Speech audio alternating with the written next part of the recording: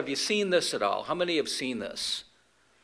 If you check out the Wednesday Foundation Institute study that Dr. Levy gives, this was at the very beginning. Now, it's not too late. It's a very interesting and very well presented by Dr. Levy going through the book of Ezekiel and how it relates, because it seems to be that we're going through pretty much the same thing right now as Israel and Judah did back at that time as well. You know, just to go through this a little bit, it talks about the reigns of the kings of Israel and of Judah and where the prophets fit in as God sent them to warn these nations. There were 19 kings in the northern kingdom of Israel. Do you know how many of them were good in Israel? If you took a stab at that, what would you think? Well, they get a big zero. None of them. 19 kings. All were bad, and God, after much patience and repeated warnings, after 208 years, he allowed them to continue, even with bad kings, and a nation that was rebelling allowed them to continue for 208 years. That's why I could never say, if we're looking coming up to today's day and age, the warnings have been out there. We've been shooting out warnings for a pretty long time. We're trying to intensify. Obviously, the two witnesses will come on the scene. But again, when you see again how God was merciful and allowed a country to continue, I don't know how much longer that will continue. It seems like we're coming up on the time of the end as you watch, and that's what we're supposed to do. None of us can really set dates, but it really seems like the handwriting is on the wall in a sense for our country, that it seems to be going down. We just don't know, again, the time frame except for watching it. Well, they were obviously taken into captivity after 208 years and dispersed by the Assyrians right around 721 to 718 BC. Now, you would think that after watching their brothers that Judah would get it, but no, they didn't. The southern kingdom of Judah didn't fare much better. Of the 20 kings who ruled after the death of Solomon and the split between his sons, 12 were regarded as bad kings and 8 were considered good. Now, you could probably pick out a few of those, couldn't you, if you think about it. Hezekiah was known to be a good king. Josiah was known to be a good king, even after starting, I believe it was about 8 years old when he started his reign. But you know, after such a good king, reigning for so long, obviously he had help in his early days. You're not going to be an 8-year-old king and be making really important decisions, but he was considered to be in rulership at that time. Well, after his death, his son took over as king. And you would think that his son would be a good king, and he was an evil king. Did you ever think about that? Why? I can't say I have the answer, but I could throw out a few guesses. Was he so busy ruling the kingdom that he didn't spend time raising his kid? I'm not sure, because everybody has choices, don't they? But to go from a good king to an evil king is pretty radical. But there weren't many good kings throughout this, and right around 604 BC, the Babylonians, as you know, under King Nebuchadnezzar, took the people of Judah into captivity for nearly 70 years. Do you know, when you really read through the accounts of each king, you'll read this for a bad king. Quote, "He did what was evil in the sight of the Lord." That's simple. If you read about a good king, you'll read, quote, "He did what was pleasing in the sight of the Lord," unquote. He did what was pleasing. So interesting. And I thought about that word in one of my favorite scriptures. Let's go back there and turn to it in 1 John chapter 3. 1 John chapter 3 and verse 22. 1 John chapter 3, verse 22. I know you'll remember this too. I've quoted this quite a few times because it goes beyond the keeping of specific laws, even though they're still there. But sometimes when we've thought throughout our life, is this good to do? Is this the right thing to do? Maybe it comes to music. I remember thinking about that. You know, when I started college back in the 80s when Ambassador College reopened, I threw away all my music tapes. I didn't think I really had that good of music. Now, looking back, it's probably tame compared to some of the stuff they've got out. But I just said, I'm starting a do-over. And then after that, I did buy one album back I thought was pretty good. But I revamped my idea of listening to music and what was good and what was not so good. And I appreciate going through a lot, as you may have as well, going through a lot of different musical training and different, from anywhere from classical, Beethoven to George Strait or Elvis or something like that. Each of us have had to evaluate, what is good and what is not so good. But sometimes you get those gray areas, don't you? Maybe it would be a movie. Maybe somebody would recommend a movie. We're so cautious at that because sometimes you're overlooking something, you don't see it, and then you recommend it to somebody, then you do see it and go, oh, and I recommended that movie. And it might be something, maybe a good plot or a good story, but it's got all this foul language and maybe other things as well. And so we've got to kind of walk that line sometimes, and you think, is this, everybody says this is a really good movie, but should I really be watching this? It goes beyond the confines of certain laws that are written out. This one kind of addresses that. In 1 John 3:22, it says, whatever we ask, we receive of him because we keep his commandments and do the things that are pleasing in his sight. You see, for the good kings, it says he did what was pleasing in the sight of God. That's what it really comes down to. So that's how that relationship goes all the way back and then up to us this very day. Now, many here probably have seen movies to where there was a kingdom. And in this kingdom, it was a good kingdom. And there was light, and there was happiness, and there was joy. Then somehow evil got into it. Now, I'm not going to recommend this because I cannot totally remember, but The Beauty and the Beast, at least the cartoon one, that had to be, I think, okay. I'm pretty sure it was. But all of a sudden, you get somebody that turned sour. He got all of a sudden brazen, and a curse was set upon him, and darkness fell upon the kingdom. Maybe Camelot, if you remember that. Why King Richard was okay until evil came in, and you see a darkness that sets upon the land. Isaiah 14, same thing happened in God's kingdom before this one ever started. Isaiah chapter 14. Back at the time of when God created his angelic realm, and we don't know that when that time was, but we know what happened. But darkness fell upon the creation of God as well, and it didn't have a very good outcome. Isaiah chapter 14, let's begin in verse 1 because it gives a picture right here at what's going to happen in the future, as I just spoke about what happened to Israel and then Judah. Verse 1, it says, for the Lord will have mercy on Jacob and will still choose Israel and settle them in their own land. The strangers will be joined with them, and they will cling to the house of Jacob. So we see that as a millennial scripture. And sometimes you think and see all the evil that they did, and God's still going to bring them back. Now, though, let's move up here to verse 12. How you are fallen from heaven, O Lucifer, son of the morning. How you are cut down to the ground, you who weakened the nations.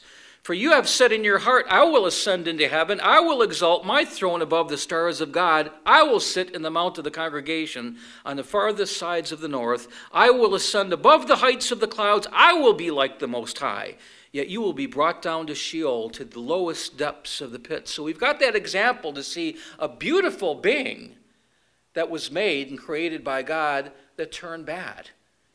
And we can even see the physical devastation today, which we believe was a result of that rebellion. Let's go over to Ezekiel 28. You can always remember this in the sense, I remember remembering the story of Satan, because Isaiah 14, double that, 28. Now you get to Ezekiel 28. I think that's how quite a few remember that. Ezekiel chapter 28.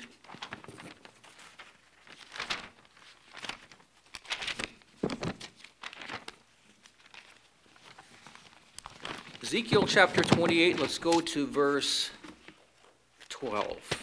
I'm sorry, yes, verse 12. Ezekiel 28, verse 12.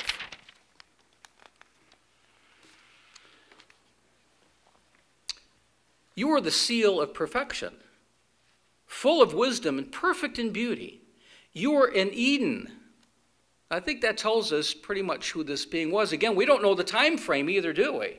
He was in Eden. Was he there to prepare that for the eventual habitation of Adam and Eve. Some interesting stories that we're going to find out in the future, more about things that just aren't said. But it says he was in Eden, full of beauty. Every precious stone was your covering. And he goes through all these beautiful gems and stones. It says the workmanship of your timbrels and pipes was prepared for you on the day you were created. When you do a study into that, it seems as though he had a beautiful voice. The timbrels and pipes, he was a beautiful being with a beautiful voice. Can you imagine that? What that must have sounded like. Verse 14 says, you were the anointed cherub who covers. I established you. You were on the holy mountain of God. You walked back and forth in the midst of the fiery stones. You were perfect in your ways from the day you were created, till iniquity was found in you. And by the abundance of your trading, your merchandising, playing the salesman, he was able to take a third of the angels. He sold his story to a third of the angels. He must have been pretty good, and he was. You became filled with violence within, and you sinned. Therefore, I cast you as a profane thing out of the mountain of God. I destroyed you, O covering cherub, from the midst of the fiery stones. Your heart was lifted up because of your beauty. You corrupted your wisdom for the sake of your splendor. So now if you see the close-ups of the planets, isn't that interesting? We're able to see closer all the time. When you see all those pocket marks and craters in the moon, that's not how God creates. He doesn't create that way. Nobody else could do that. So what happened?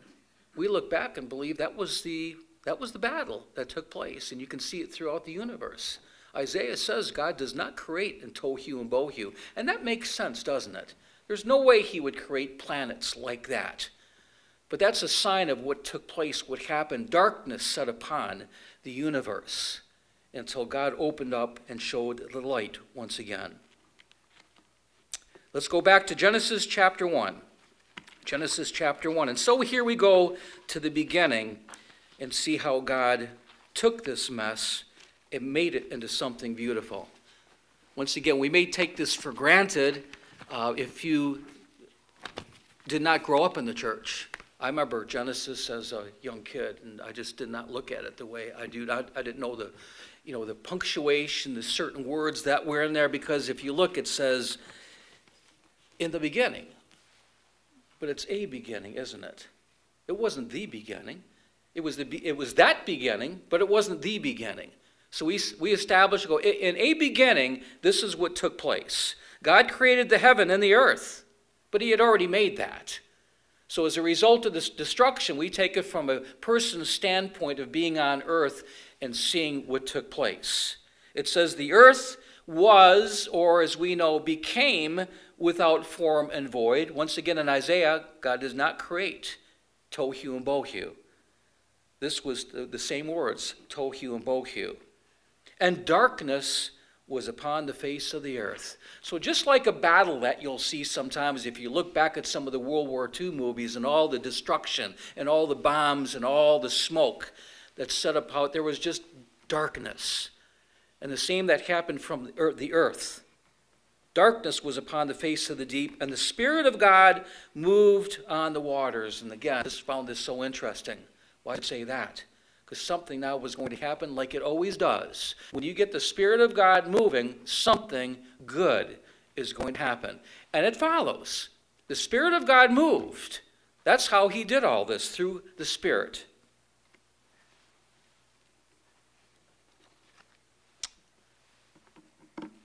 And what happened? God created and had made the sun, didn't he? You get sunshine, cleared away the clouds. You get brightness. And God said, let there be light. Title of my sermon today, let there be light. God had made the sun and the moon already, cleared it away, and now he established his creation. And he looked and he said, and it was good. Do you know, I looked out there today, and I think sometimes in Knoxville we get kind of used to gloomy weather. I don't like that about the winter. I imagine same for you. So when I see that sunshine, I don't really care about how cold it is, But if that sun's out, oh, is that nice? And we get a beautiful day, and I go out there and say, thank you, God, for this sun. So let's talk about that a little bit, because I'd like next time when you see the sun to smile too. Just don't look at it for too long. It can actually get pretty dangerous. But when I see that sun, I smile and say, thank you, God. He said it was good, and it certainly is. So some facts about the sun.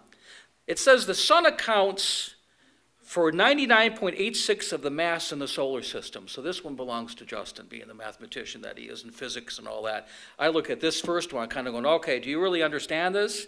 It has a mass of around 330,000 times that of the Earth. It is 3/4 hydrogen, and most of its remaining mass is helium.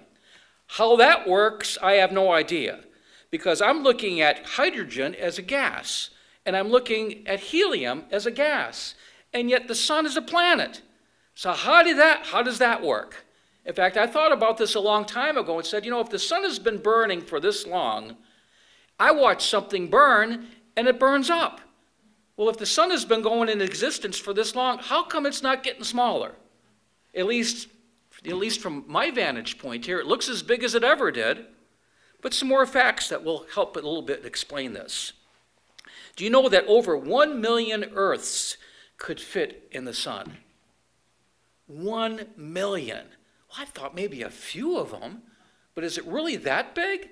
And the sun is relatively small to other planets that are out there. There are larger suns and planets out into our universe. If you ever went to the Creation Museum in Hebron, Kentucky, they've got a planetarium. And it's so neat as they take you by and through and past these other planets, and you go, they are so much larger than our sun, and our sun seems huge. It says if you actually were to squish the Earth down to where there was no wasted space, it says you could fit 1,300,000 Earths inside the sun. That's for the flat Earth people. So just to let you know, you can fit even more. It says the surface area of the sun is 11,990 times that of the Earth. I'd like to find the guy that measured that. He must have worn some kind of great suit. Every day, it says, one day, not to get you so worried, one day the sun will consume the Earth. The sun will continue to burn for about 130 million years, so you're pretty safe. After it burns through all of its hydrogen instead of burning helium. During this time, it will expand to such a size that it will engulf Mercury, Venus, and Earth. When it reaches this point, it will have become a red giant star. These people probably don't know what we know, that God's got all this down. That's not going to be happening. And the question I have, it'll burn for about 130 million years. How do you come up with that math? I'll have to talk again, Justin, afterwards. How do you come up with that math? Who knows this? So it's interesting, some fun facts here, but other ones that kind of cause questions in a sense. It says the Earth created by the sun's core is nuclear fusion. This huge amount of energy is produced when 4 hydrogen nuclei are combined into one helium nucleus. So you're actually getting a physics class here today, besides other knowledge of what God does and how he creates. The sun is almost a perfect sphere. Considering the sheer size of the sun, there is only a 10-kilometer difference in its polar and equatorial diameters. This makes it the closest thing to a perfect sphere observed in nature. Now, it's also traveling at 220 kilometers per second. Now, growing up, I always thought it just stood there. And I was taught that, I saw that thing, we would revolve the planets. Nobody ever taught me about the sun going around, but that's exactly what happens, isn't it? It takes the sun approximately 225 to 250 million years to complete one orbit of the center of the Milky Way. How do they do that math? The sun will eventually be about the size of the Earth. Don't worry about that. I know God's not going to allow that to happen. But it says when that happens, it will be known as a white dwarf. It takes 8 minutes for light to reach the Earth from the sun. Now that one's fascinating. I believe we can really calculate that when you determine how fast light travels. But what's fascinating is when I went outside at night with a person who was more like a professor, and he looked up and he pointed up at that light and that star, and he goes, that probably is not even there anymore. And I said, well, it's there, I see it. No, you just see the light. Now try to comprehend that in your brain. I'm seeing it right there. No, you're seeing the light. So if it exploded so many years ago, you're still seeing the light that was reflected, because it's that one I can kind of grasp. It's still hard to grasp it because we think you turn off the light and the light goes out. So, I mean, I can do that. See, let there be light. And there was light. Interesting when you store what we've come to terms with, even as, you know, as God's people, God's creation, all of humanity, and the creative ability that he gave to us, that we don't have to carry around those big ones with the big D-cell batteries. Remember those with the one little measly light now? We've got the LEDs and little button cells that you can put in there that are so much more powerful nowadays. Well, God's got a really big one, and it's not battery operated. The way he does that is fascinating. 8 minutes for light to reach the earth from the sun.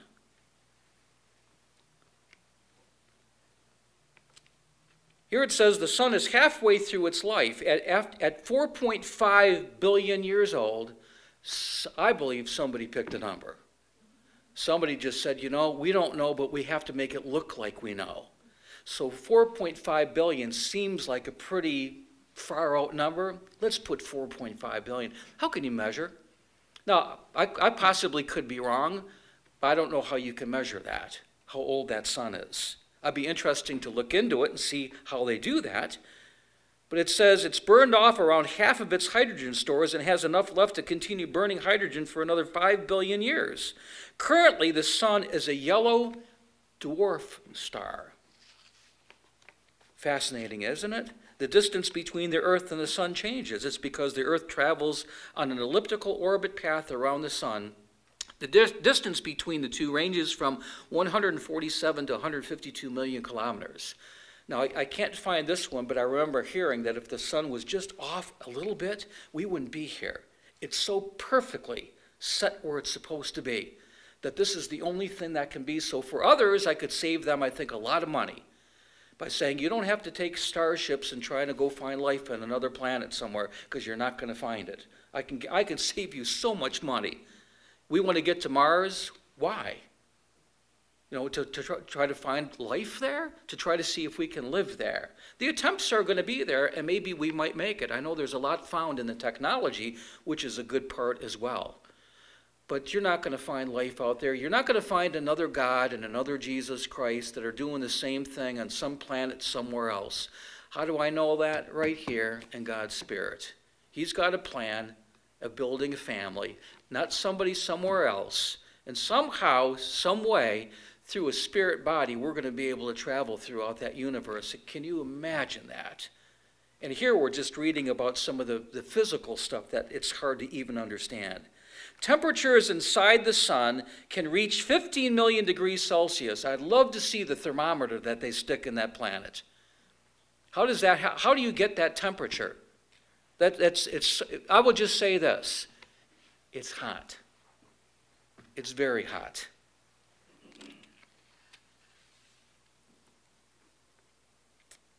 So energy is generated through nuclear fusion in the sun's core. This is when hydrogen converts to helium, and because objects generally expand, the sun would explode like an enormous bomb if it wasn't for its tremendous gravitational pull. God knew exactly what he's doing, what he was doing. He knows what he's doing now. But it's fascinating when you stare up something that it's always been there, you've always seen it. In fact, some people have actually worshipped it. But it's a beautiful thing to experience the sun in your face. And there are parallels there that I'd like to talk about today.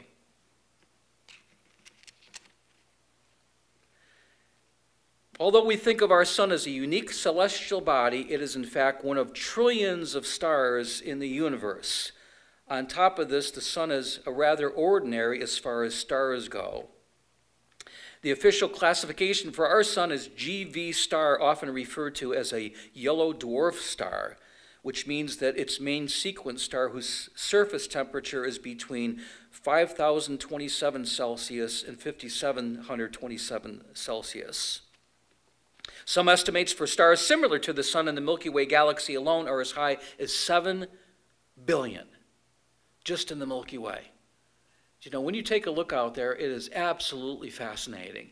And who can look out there and not think that there's a God that put all this together? And you got this one little earth, which is occupied so perfectly.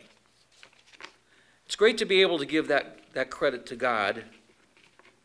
Not always everyone understands that, but let's go back now to the book of John, in John chapter 1 and verse 4. John 1 verse 4.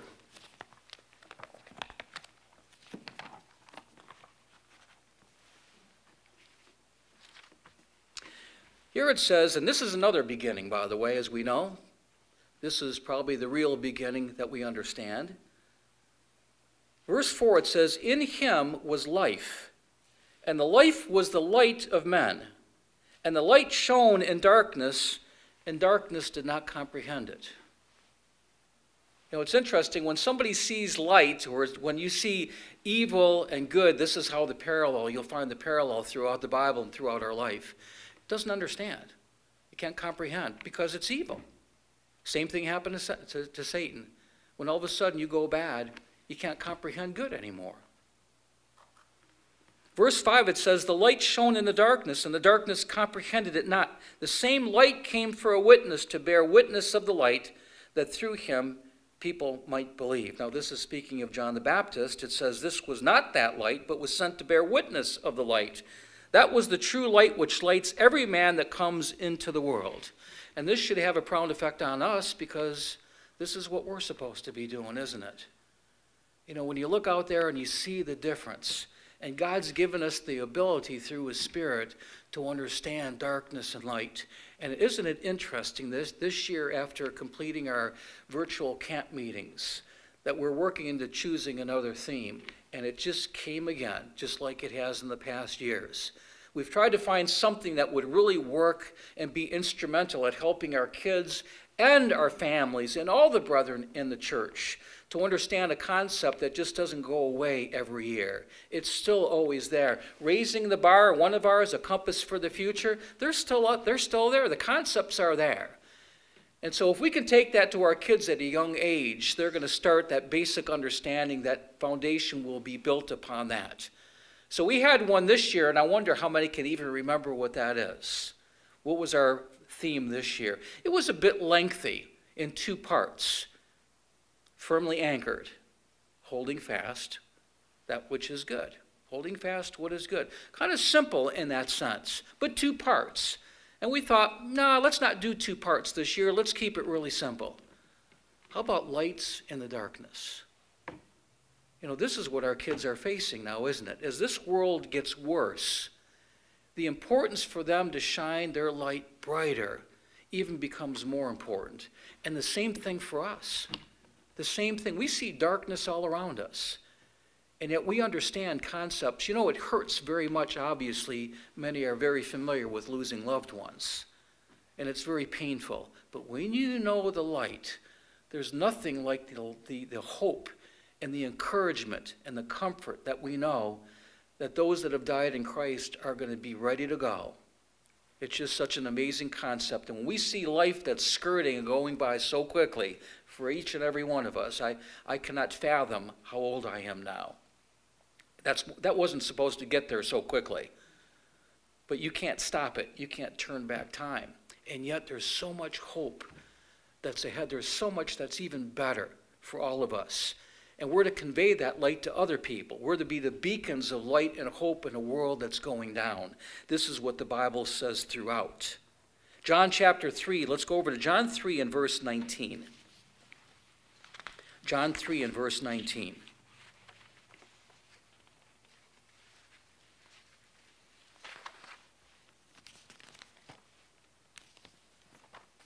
John 3 verse 19, and this is the judgment, that light is come into the world, and men love darkness rather than light, because their deeds were evil. Why is there so much evil? Why is there so much corruption like that? Well, you've got a beacon of darkness that's out there too, that people like the third of the angels grab down so quickly. Sometimes we underestimate power. Verse 20, and everyone that does evil hates the light, neither comes to the light, lest his deeds would be reproved. So that's why most cases you get robberies that occur during the night. Somebody's going to break into your house at night. Sometimes during the day too. People get more cocky all the time. The Amazon thefts that they'll steal your boxes right off your porch. So it doesn't even stop people then. But for the most part, a lot of the bad things occur during the night, and that's the point of the scripture here. But he that does truth comes to the light, that his deeds may be manifest, that they are wrought before God. They're evidenced before God. I point that out once again as we go to the feast every year, or maybe to Winter Family Weekend. And what do the people see from the years that I began all the way back in Wisconsin Dells? I still remember the signs on the hotels and restaurants. Welcome, WWCG. And you know what would be right under it? Beef bacon. Isn't that interesting? Beef bacon. They knew something about us, didn't they? They knew an element about us. They knew that we were different. And so they certainly weren't going to bring out the pork because nobody was going to eat it. That was just natural for us. But they are a different breed of people. And there was light that was reflected. They saw a different people. Now, there were here and there were certain issues that would take place. But for the most part, when you go to a feast site, they want to have us back. Why is that? Because they see we don't curse, we don't treat people bad, we're not in their face. There's something that's different about us. Unusual that we keep these days, but number one, sure, they're going to like the money that we save because of second tithe, but also it's different. The Galt House, very nice upper scale hotel in Louisville. When we first got that, I thought of the manager, when they see all these kids coming in, they're going to go, what have we done? And yet we're invited back every year, aren't we? Because they see something. They might not always say it. You might not always hear it. I hear it sometimes. I hear this about this congregation when people visit. There's something that's different. And so there is light shining. But the necessity to shine even brighter. And not in your eyes. Not like a beam that blinds people. But that soft light that radiates, that gives comfort, that gives peace, is what God is wanting for us. John 8, verse 12. John chapter 8 and verse 12.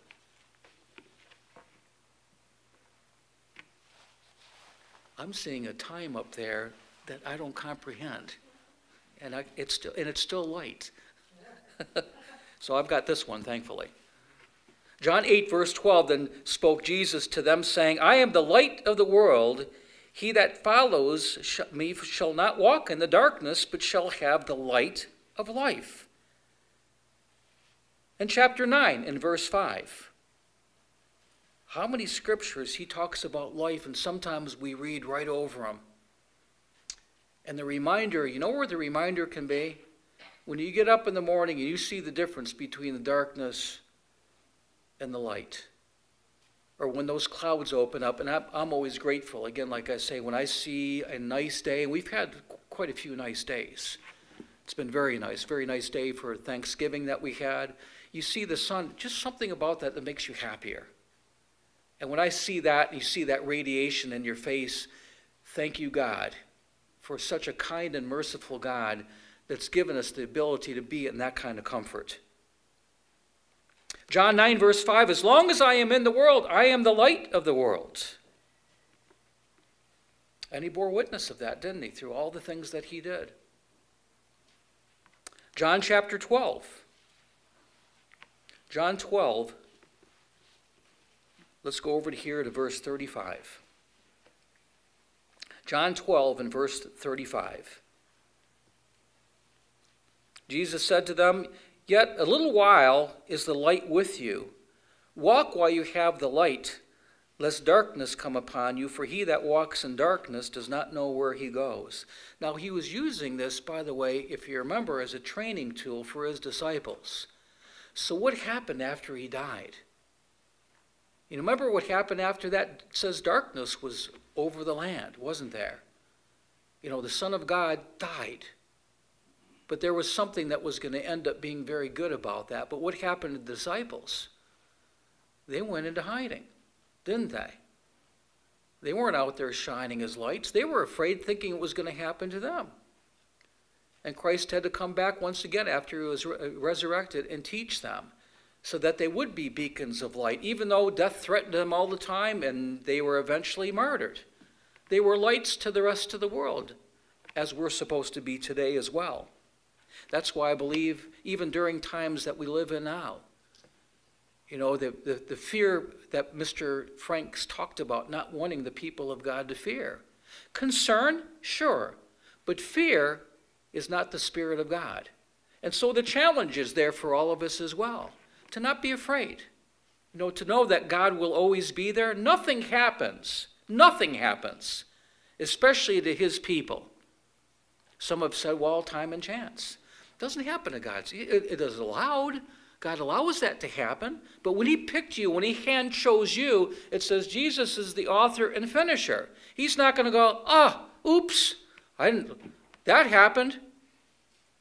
So when we see these things that are happening, yeah, sure, the world lives by time and chance, but not somebody that God calls. He's going to finish what he started in us. And when you take your last breath, that means you're first fruit, you're going to be resurrected. Are we going to know everything? Well, when you're a God being, that'll be interesting.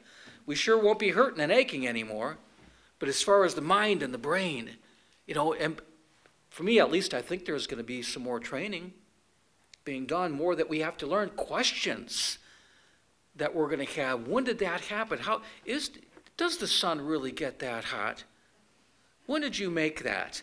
How many thousands of questions will we have? What a wonderful time that we are given to be able to know about God's plan and purpose. That when he starts something with you and I, it's going to be finished. And so when that time happens, what can I do except accept it? God, you know exactly what you're doing. I'm going to feel a loss, but I know that you know what you're doing.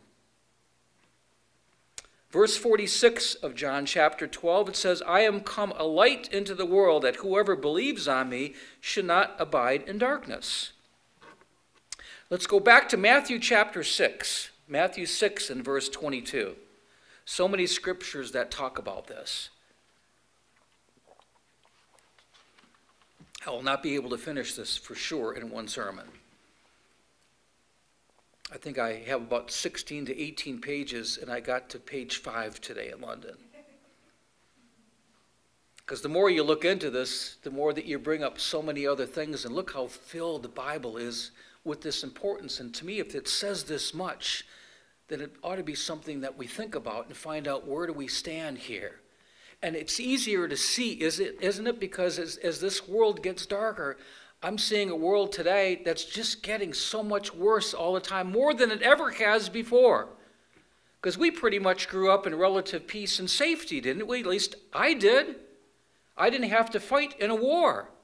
I didn't have to sign up for a draft. I didn't see the devastation of war until I saw it in a movie. Some people have had to go through that. When we had the race riots in Detroit in 1967, there was a curfew out. So we had to come in around nighttime, a certain time, you had to be inside. And you know what we did for safety and security? We locked our screen door. That was it. There was really no fear. I mean, some bad stuff was happening downtown. It didn't spread out to the suburbs at that time, but there was just, as a kid, there was just no fear. And now in front of us, there's a concern, because you're saying, if I don't have to go through this, then my kids are going to have to go through this. And if they don't go through this, then my grandkids are going to have to go through this. We know it's going to get a lot worse. And what can you and I do about it? We can shine brighter. That's what we can do. That's our objective, to shine as lights in a world that's going darker. The necessity is out there more than ever now. Matthew 6, verse 22, the light of the body is the eye. Therefore, if your eye is single, if it's focused, in other words, your whole body will be filled with light. If you're focused on what the light and the truth is, then the rest is going to be okay. It says, but if your eye is evil, the whole body will be filled with darkness. If therefore the light that is in you is darkness, how great is that darkness? Again, distinguishing between the good and the evil. No man can serve two masters. He'll either hate the one and love the other, or else he will hold to the one and despise the other. You cannot serve God and mammon. So there's only one way that we see to go, isn't it? There's only one path. And we've all seen that or maybe experienced it, where you try to have one foot in the church and one foot in the world, and it just doesn't work. God says, I need all your marbles in one bag here. I want the full commitment. Those that don't make that, obviously you can see the scriptures referred to in Revelation for the Laodiceans. I wish you were cold and hot, but you're trying to have both sides, and it's even worse. You can't go both ways. And I think the longer that we watch this, and we watch our purpose, and we take on the Spirit of God, the clearer that we see, the more clear our vision is, the more the light is going to shine within us. Psalm chapter 37. Let's go back to Psalms and read a few of these here. Psalm 37.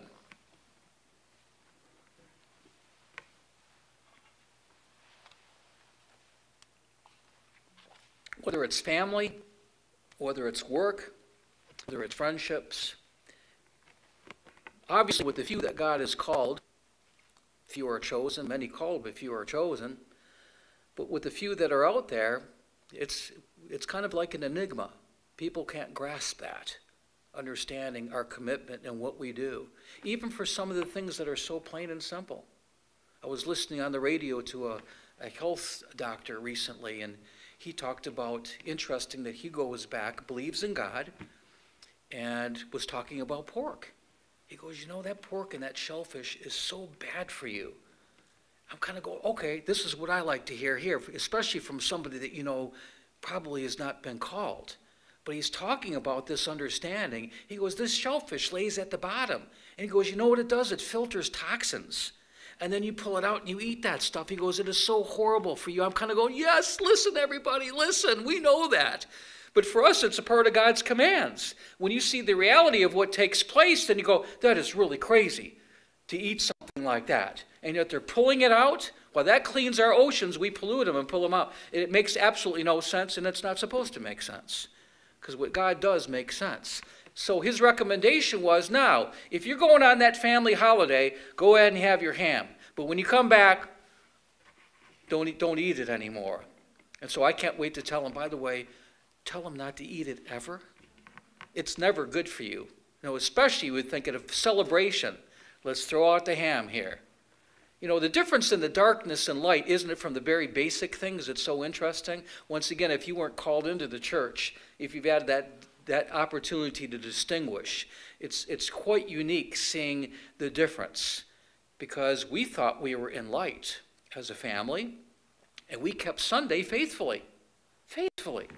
Went to services. It didn't matter. We were going to be at services. We were going to pray. Every time you sat at a meal. I think my grandma would say you're a wolf if you started eating before you said a prayer. We said a prayer. I still remember the repetitive prayers that I found out in the Bible. It says don't use repetitive prayers when you pray. And it's right there. Very interesting, isn't it? Darkness to light. Finding out what the truth is. And then all of a sudden you're shining your light. And supposed to be. So when somebody goes in there, sometimes you're sitting around a table at a restaurant, right? And say you got a party of people, and somebody maybe in the group's going to go, by the way, I just want to let you know, I'm ordering a salad, don't want any bacon on it, and everybody else is going to tell you the same thing. So just want to save you some time. Oh, interesting. So I think we've learned how to do that a little bit in a very nice, appropriate way, in a polite way, haven't we? And so there's, this group is a bit different. Maybe some will notice, maybe some won't. But for the most part, it's the package that goes together that people will notice. Psalm 37 and verse 6, he will bring forth your righteousness as the light and your judgment as the noonday. We're being prepared and skilled in making good, righteous judgments. And it becomes a lifetime of being able to do that, to get it better, doesn't it? So we go through sometimes what seems to be harder trials because God is preparing us for something that's going to be very important, that I always look at as this country, as our world goes down, and the leadership does what he does, and you see all the evil and the darkness that's coming upon this earth. And when you're resurrected as a first fruit, you know what I think? What God knows, it's our turn. It's our turn. We get to exercise righteous judgment on making this world better. We're going to shine as beacons and lights more than anything. You know, when Christ returns, it talks about this. The holy city is going to shine. People are going to see it for miles. It says there's going to be no need for the sun or the moon. Not that there won't be the sun or the moon, but because God's light shines so brightly, people are going to see it for miles. They're going to come up and receive the truth, the light, and they're going to see it from a long way off. We understand that. We know that. God's going to make that happen. We'll be beacons at that time. It's so interesting. You see another example. Moses talked to God, didn't he? Moses talked to God, and he finally got to the point, I'd like to see you. Can I see you? And God said, okay. But you can't see God in that sense and live, at least not in his fullness. So he did what? Put Moses in the cleft of the rock, shielded him. This is the interesting thing. And it said what? God passed by him, and what did Moses see? Do you remember? It says he saw his hind parts.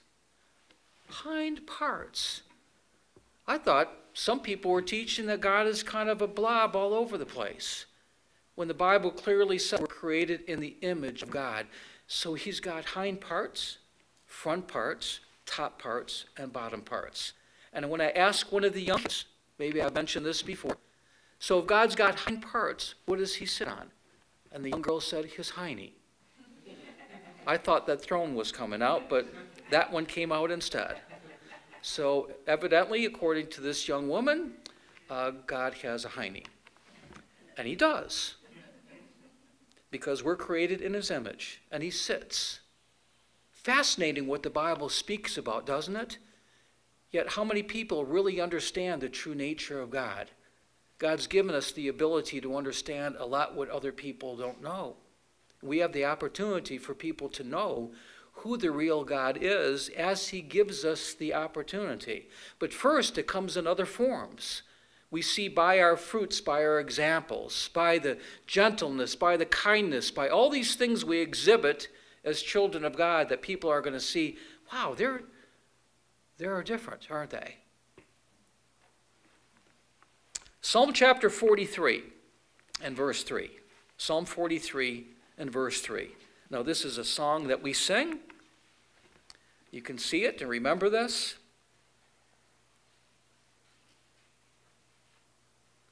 Psalm 43 and verse 3. Oh, send out your light and your truth. Let them lead me. Let them bring me to your holy hill and to your tabernacles. People in the future will be led to those tabernacles as we try to figure out, in one sense, again, the question that we don't really know how the cities of this world will be set up. And as I asked the teens in a Bible study, what do you think, how will a city be set up? And I kind of marveled at the one answer, because the one woman said that she felt like the setting for Sabbath will be at the center of the city. That when people come to services, they'll just come to the center. Be obviously different cities, but I go, that certainly is a possibility. That's an idea. No, but people, just as we are led to services, to the tabernacle every week, we're led here by God's Spirit. This is the place to be. I don't want to be anywhere else. I don't like not going or not staying home. That was a danger that we felt when this whole crisis took place. That God says it's a commanded assembly. That's a part of that light that I learned after coming to services and finding out about the Sabbath day, and then about coming every week and not working on the Sabbath. All those parts of it that were part of God's word, and then doing what's pleasing to God. Psalm 97 and verse 11. Psalm 97, verse 11. And that's why people, when you shine your light, by the way, it's not just to people out in the world. It's not just to people out in the world, it's for us here as well. You know, you get those lights that shine. You know, just as a little tribute memento, you know, when Mr. Dickey would make his way here with Ruthie, there was a light that was shining there. You know, I marveled at a man that had so much life in him. And it's painful when you lose somebody like that. But you know what we remember? I remember the light, and I'll always remember that. I'll always remember the smile and the positive attitudes and thinking, you know, I want to make sure I can be like that too. When two older people decide to get married and they act like 16 years old, that brings, you know, it's just like, well, you should hear what he said here and all this stuff. And I'm going, that's what we did when we courted. You know, it's just like, really? You can still do that? Yes. Yes, you can. You can still be young. You can still be in your heart. You can still laugh. And this is what it says here in Psalm 97, verse 11. Light is sown for the righteous, and gladness for the upright in heart. So here's a reflection that we can see this world going down, but we can still be happy people. Isn't that incredible? Doug, I don't want to go down with this world. I see the evil that's in it. We have to go the other way and shine his lights out. How come you can be so happy? That's ridiculous. That's pathetic, they'll say. No, I'm just an outright happy person because that reflects the Spirit of God. That's what does that. Proverbs chapter 6. Let's go over to Proverbs chapter 6. Then we're going to jump back and finish Psalms and close for the day here. There is so much more of this.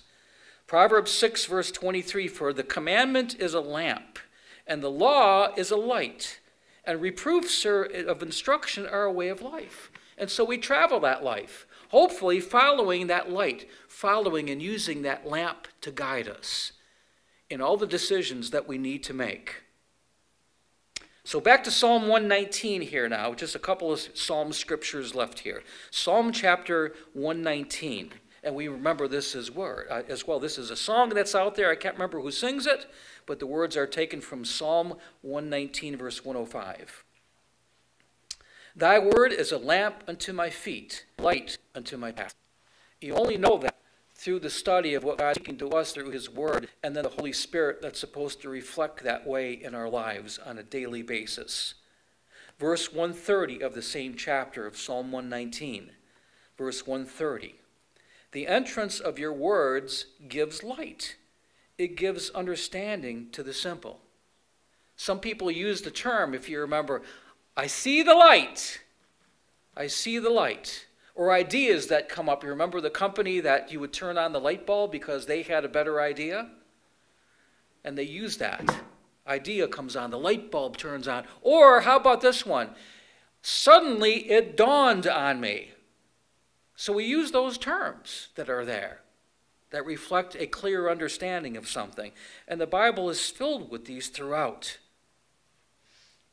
The entrance of your words gives light. It gives understanding to the simple.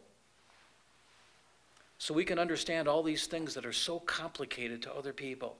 They can't fathom, nor can they, unless God opens up and shows the light to them as well. So he's got that plan, we understand. He's not calling everybody right now, but he's calling a few to be able to give light to everybody else in the future. Psalm 139, we'll finish here in verse 11 and 12 of Psalm 139. Psalm 139.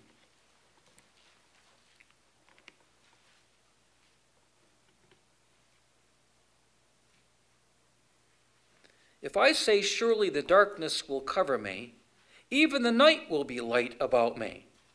Yea, the darkness hides not from you, but the night shines as the day. The darkness and the light are both alike to you. Once again, a reflection of that future time when you're going to have this holy city that's going to shine all the time. Can you imagine the radiance of this? And it's not going to blind people. It's going to be a radiance that people are going to know when they come up to that holy city. They're going to learn the light's going to shine to them. And they're going to walk just like we're walking right now.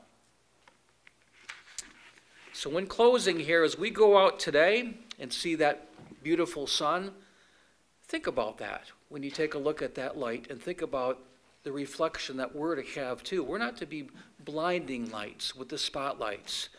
There's other scriptures that I'll speak about too that reflect on that as well. We're to be the beacons in a world that's getting worse all the time. We never thought. We heard words about it, we saw magazine articles about it, but now we're living that. We're seeing this world go down. The importance for us to shine as lights is more important than ever. Let's think about that as we walk through each day. And as you have the opportunity, when those clouds go away and that sun comes out, shine on that one and think about the persons that we're to become as lights. God created that. It's good. Let there be light.